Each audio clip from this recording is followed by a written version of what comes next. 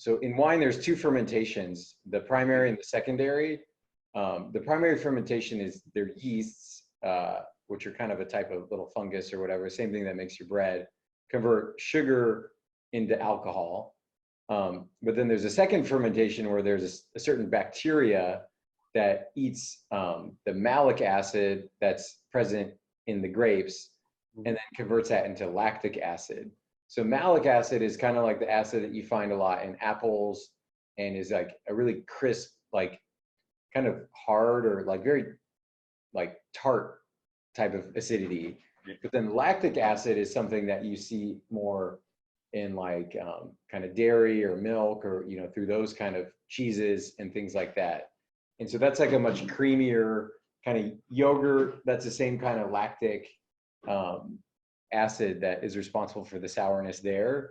And so by letting the wine go through a malolactic fermentation, you kind of get this softening of the acidity and a kind of getting a little more of that creaminess or milkiness or yogurty. And I think that's where kind of some of the butter aspects come from. And so with us, like in order to, since it's a bacteria are really resilient.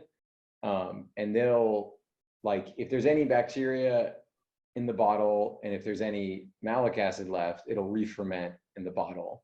So if people stop the malic acid fermentation, maybe they want the wine to be extra crisp and really high acid, you've got to filter it, and you generally add a lot of sulfites and maybe enzymes and kind of other stuff.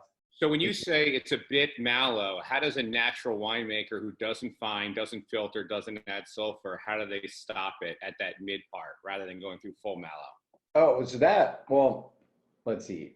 So all of our wines go totally through malolactic fermentation. Totally full mallow. Yeah. Because we want the wine to be stable, but without having to do anything. I like to joke, I'm like, I'm not a very good winemaker. If I was had to filter it, I'd probably screw it up and it re-ferment in the bottle.